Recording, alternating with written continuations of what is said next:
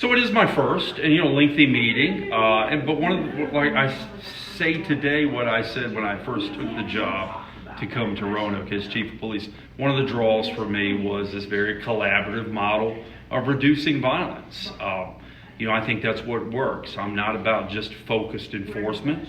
All right, we need to get guns off the street and violent offenders, but we also have to have intervention and prevention systems in place that can give alternatives to our young folks, get people off the street, cognitive behavioral therapy, anything like that has been evidence-based and proven to work.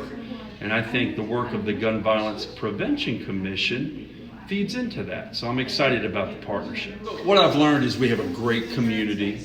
All right, I have a really, really good police department that, even coming off of a couple years where communication maybe could have been better, maybe our connection to the community could have been better, they are hungry and they're ready to make those relationships better, to sit in a room with me and community leaders and get out and walk in the community and connect.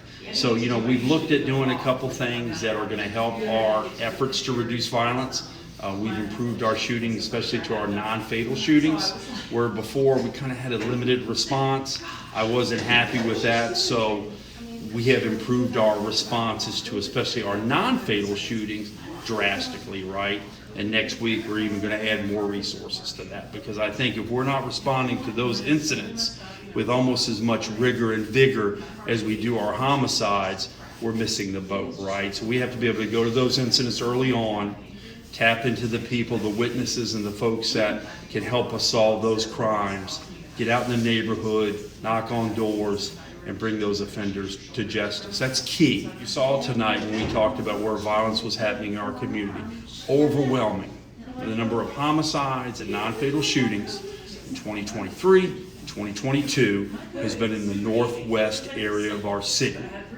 We have to focus our resources there without over-policing.